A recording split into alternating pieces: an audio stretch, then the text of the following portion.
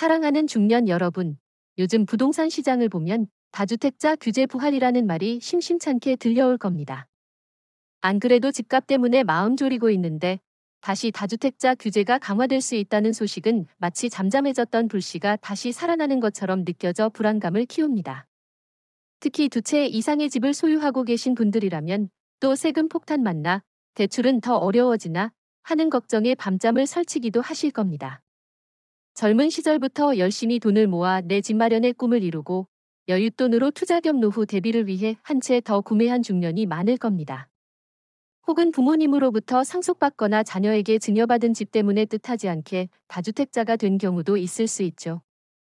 그런데 정부 정책의 변화에 따라 나의 소유한 주택들이 순식간에 투기의 대상으로 간주되고 이에 대한 규제가 강화된다는 소식은 열심히 살아온 우리 중년들에게 큰 좌절감과 억울함을 안겨줍니다. 과거 다주택자 규제가 심했던 시기에는 양도소득세 중과 종합부동산세 인상, 대출 규제 강화 등으로 인해 많은 다주택자들이 어려움을 겪었습니다. 집값이 크게 오르지 않았는데도 세금 부담만 커져 똘똘한 한 채만 남기고 다른 주택을 처분하는 분위기였죠. 그러다가 최근 규제가 일부 완화되면서 부동산 시장에 숨통이 트이나 싶었는데 다시 규제 부활 논의가 시작되니 그동안의 노력이 물거품이 되는 것은 아닐지 불안감이 엄습합니다. 정말 규제가 다시 강화될까? 그렇다면 내 집을 팔아야 하나? 아니면 버텨야 하나? 앞으로 부동산 시장은 어떻게 될까? 하는 질문들이 머릿속을 떠나지 않을 것입니다. 이러한 중년의 불안감과 부동산 시장의 불확실성을 해소하기 위해서는 다주택자 규제 부활 논의의 배경과 함께 다시 강화될 가능성이 있는 세금 및 대출 규제의 내용을 정확히 이해하는 것이 중요합니다. 이 글은 바로 그런 중년들의 마음을 헤아려 다주택자 규제 부활 논의의 본질과 예상되는 변화들을 6부에 걸쳐 자세히 해설해 드릴 것입니다. 막연한 걱정 대신 정확한 정보와 지혜를 바탕으로 현명한 선택을 할 수 있도록 함께 고민하는 시간을 가져봅시다.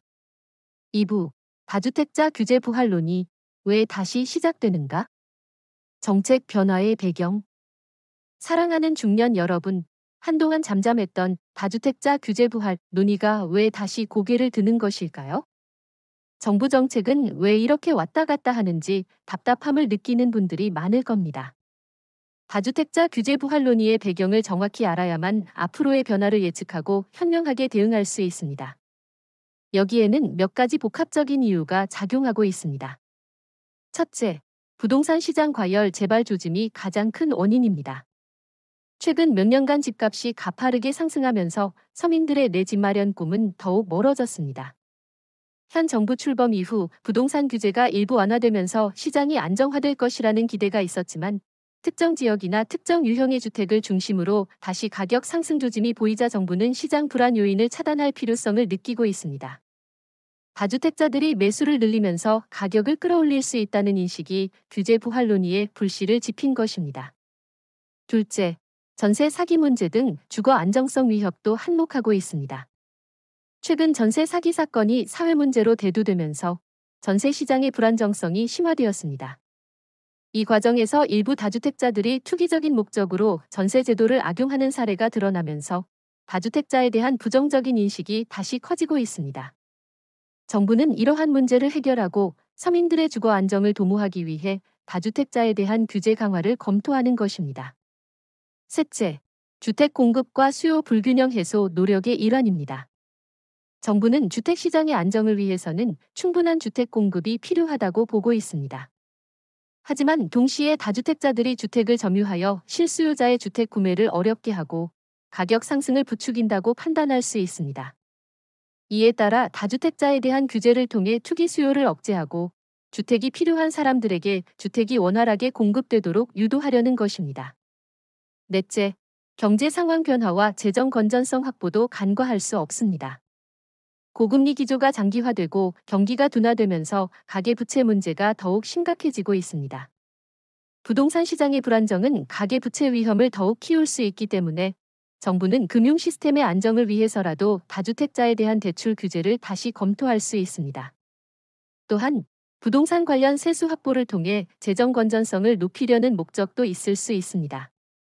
이러한 복합적인 배경 속에서 다주택자 규제 부활 논의가 다시 시작되고 있습니다. 정부가 어떤 방식으로 규제를 강화할지는 아직 미지수이지만 과거의 경험을 바탕으로 예상되는 변화들을 미리 알아두는 것이 중요합니다. 다음 부에서는 다주택자들이 가장 민감하게 생각하는 세금 규제 변화 가능성에 대해 자세히 알아보겠습니다. 3부. 세금 규제 강화 가능성. 종합부동산세와 양도소득세의 그림자. 사랑하는 중년 다주택자 여러분, 다주택자 규제 부활 논의가 시작되면 가장 먼저 걱정되는 것이 바로 세금 폭탄일 것입니다. 과거에도 그랬듯이 정부는 다주택자의 투기 수요를 억제하기 위해 보유세와 양도소득세 등 세금 규제를 가장 강력한 수단으로 활용해왔습니다. 다시 강화될 가능성이 있는 세금 규제의 그림자를 미리 파악하고 대비해야 합니다. 가장 먼저 예상되는 변화는 종합부동산세, 종부세의 강화입니다. 종부세는 주택 공시가격 합계액이 일정 기준을 초과하는 다주택자에게 부과되는 세금으로 과거에는 다주택자에게 높은 세율이 적용되고 세부담 상한도 낮았습니다.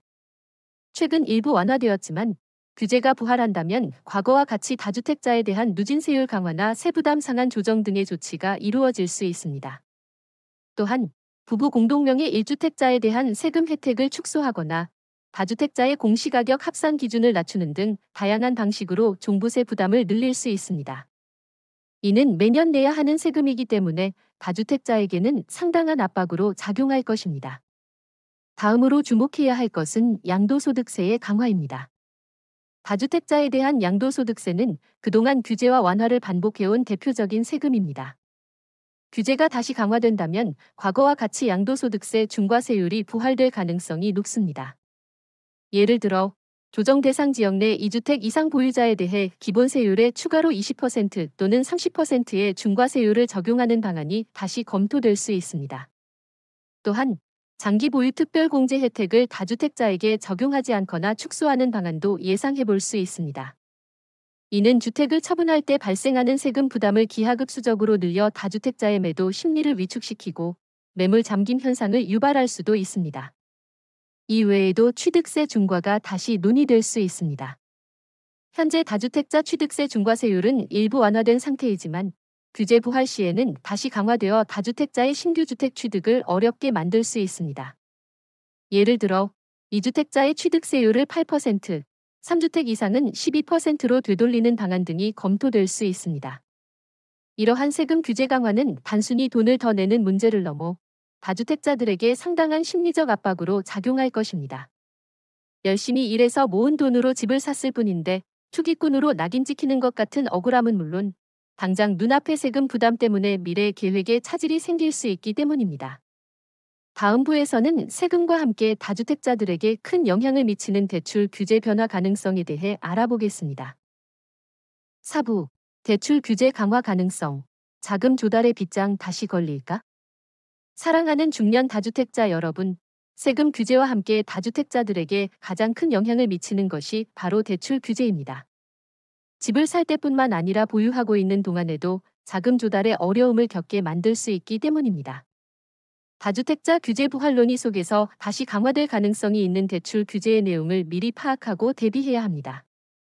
자칫 자금 조달의 빗장이 다시 걸려 움직일 수 없게 될 수도 있습니다. 가장 먼저 예상되는 것은 주택담보대출 비율, LTV 및 총부채 원리금 상환 비율, DSR 규제의 강화입니다. 과거 다주택자에게는 LTV를 매우 낮게 적용하거나 아예 대출을 금지하는 규제가 있었습니다. 규제가 부활한다면 다주택자의 주택 구매 시 LTV를 다시 대폭 축소하거나 아예 LTV 0%를 적용하여 주택담보대출을 받을 수 없게 만들 가능성이 있습니다. 또한 DSR 규제를 더욱 촘촘하게 적용하여 다주택자의 소득 대비 대출 한도를 더욱 줄이는 방향으로 강화될 수 있습니다. 이는 사실상 다주택자의 신규 주택 구매를 원천 봉쇄하는 효과를 가져올 수 있습니다. 둘째, 생활 안정 자금 목적의 주택담보대출 규제 강화도 예상해 볼 수 있습니다. 다주택자가 이미 보유한 주택을 담보로 생활비나 다른 용도의 자금을 빌리는 것조차 어렵게 만들 수 있습니다. 현재는 일부 완화된 규제가 적용되고 있지만 규제 부활 시에는 다시 대출 한도를 대폭 줄이거나 아예 불가능하게 만들 수 있습니다. 이는 은퇴 후 고정 수입이 줄어드는 중년 다주택자에게 큰 타격이 될 수 있습니다. 급하게 현금이 필요할 때도 집을 담보로 돈을 빌리기 어려워질 수 있다는 의미입니다. 셋째, 전세대출 보증 제한 및 대출 금액 축소도 다주택자에게 영향을 미칠 수 있습니다. 다주택자가 세를 놓는 과정에서 전세대출이 나오지 않거나 대출 금액이 크게 줄어들 경우 세입자를 구하기 어려워지거나 보증금 확보에 차질이 생길 수 있습니다. 이는 곧 투자 수익률 하락으로 이어지고 심지어 역전세 위험을 가중시킬 수도 있습니다. 넷째, 보증금 담보대출 규제 강화도 고려해 볼 수 있습니다. 다주택자가 보유한 임대주택의 보증금을 담보로 대출을 받는 것을 더욱 어렵게 만들거나 대출 한도를 제한하는 방안이 논의될 수 있습니다. 이는 임대사업자로서의 자금 운용에 큰 제약을 가져올 것입니다. 이러한 대출 규제 강화는 다주택자들에게 직접적인 자금 압박으로 다가올 것입니다. 새로운 주택을 사기 어렵게 만들 뿐만 아니라 기존 주택을 보유하는 데 필요한 유동성마저 위협할 수 있습니다. 다음 부에서는 이러한 세금 및 대출 규제 강화에 대한 다주택자의 현명한 대응 전략을 제시해 드리겠습니다. 5부, 다주택자, 현명한 대응 전략, 매도 vs 보유, 그리고 포트폴리오 재정비. 사랑하는 중년 다주택자 여러분, 다시 강화될 수 있는 세금 및 대출 규제 앞에서 막막함을 느끼고 계실 겁니다. 하지만 불안감에 휩쓸려 섣부른 결정을 내리기보다는 나의 상황에 맞는 현명한 대응 전략을 세우는 것이 중요합니다.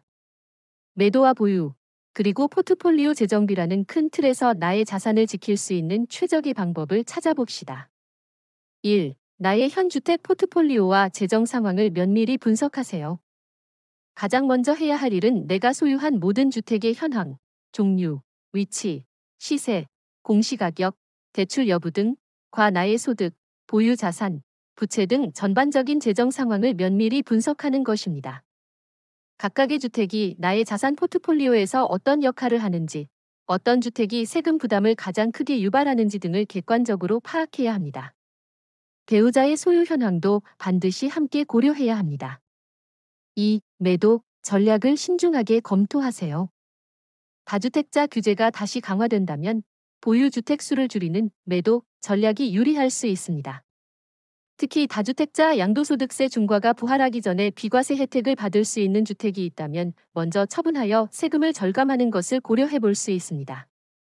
비과세 혜택이 없더라도 향후 세금 부담이 더 커질 것으로 예상되는 주택이라면 급매로 내놓기보다는 충분한 시간을 가지고 매도를 준비하는 것이 좋습니다. 매도 후 현금화된 자산은 주택수에 포함되지 않는 다른 투자처, 상업용 부동산, 금융상품 등로 전환하여 안정적인 수익을 추구하는 것도 방법입니다. 3. 보유, 전략 시 세금 부담을 최소화하는 방안을 모색하세요. 모든 주택을 처분하기 어렵거나 처분하기 아까운 주택이 있다면 보유, 전략을 고려해야 합니다. 이 경우 보유세 부담을 최소화하는 방안을 적극적으로 모색해야 합니다. 예를 들어 부부 공동명의를 통해 종부세 기본공제를 2번 받는 방법, 임대사업자 등록을 통해 세금 혜택을 받을 수 있는 주택이 있는지 확인하는 방법. 다만 임대사업자 등록은 의무기간이 있어 신중해야 함, 주택연금을 활용하여 노후 현금 흐름을 확보하는 방법 등이 있습니다. 또한 빌라나 오피스텔 등 저가 주택의 경우 주택수 제외 방안이 논의될 가능성도 있으니 관련 정책 변화에 귀 기울여야 합니다. 4. 증여 또는 상속 계획을 미리 세우세요. 자녀에게 주택을 물려줄 계획이 있다면 다주택자 규제가 강화되기 전에 미리 증여를 고려해 볼 수 있습니다. 물론 증여세가 발생하지만 주택 가격이 더 오르기 전에 증여하여 증여세 부담을 줄이고 자녀의 주택수에 따라 향후 세금 혜택을 받을 수도 있습니다. 상속 계획도 미리 세워 상속세 부담을 줄이고 자녀들이 상속받은 주택으로 인해 불필요한 세금 부담을 지지 않도록 대비해야 합니다. 5. 부동산 전문가와 세무 전문가의 도움을 적극적으로 활용하세요.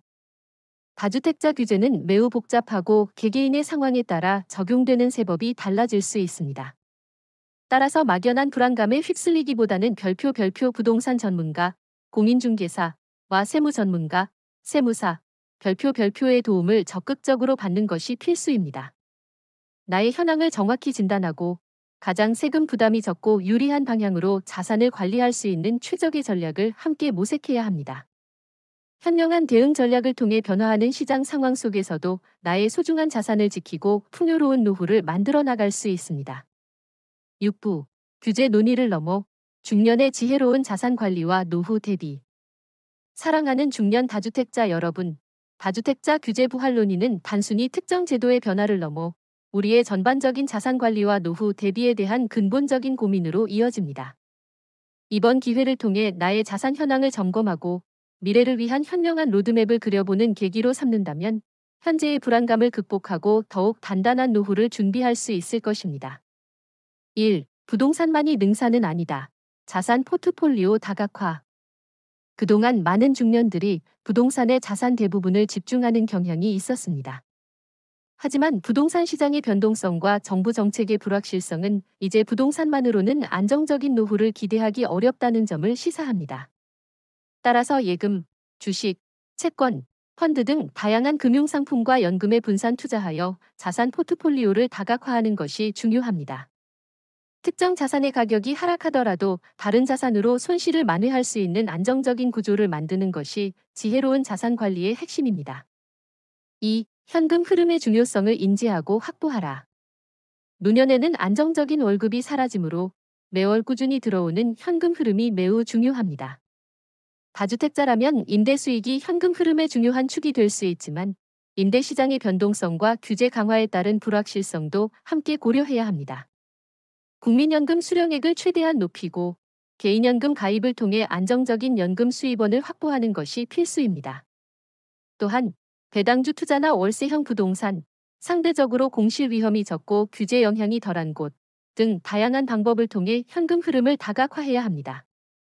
3. 건강관리에 투자하는 것이 최고의 노후 대비. 아무리 자산이 많아도 건강을 잃으면 모든 것이 무의미해집니다. 질병은 노년의 삶을 가장 크게 위협하는 요소이자 막대한 의료비 지출을 야기하여 노후 자산을 빠르게 고갈시키는 주범입니다. 꾸준한 운동, 균형 잡힌 식단, 정기적인 건강검진을 통해 건강을 지키는 것이 가장 큰 노후 대비 투자입니다. 건강하면 의료비 부담도 줄고 활기찬 노년 생활을 즐길 수 있어 삶의 질이 높아집니다. 4. 평생 학습과 사회 참여로 정신적 활력을 유지하라. 은퇴 후에도 끊임없이 배우고 새로운 것을 시도하며 정신적인 활력을 유지하는 것이 중요합니다. 취미 활동, 봉사 활동, 동호회 활동 등을 통해 사회와 소통하고 새로운 인간관계를 맺는 것은 우울감을 예방하고 삶의 만족도를 높입니다. 경우에 따라서는 소일거리를 찾아 제2의 직업을 갖거나 재능 기부를 통해 사회에 기여하는 것도 좋습니다. 5. 가족과 소통하며 합리적인 결정을 내리세요. 나의 자산과 노후는 가족 모두에게 영향을 미칩니다. 배우자와 자녀들과 솔직하게 대화하며 재정 상황과 노후 계획을 공유하는 것이 중요합니다. 주택 처분, 증여, 상속 등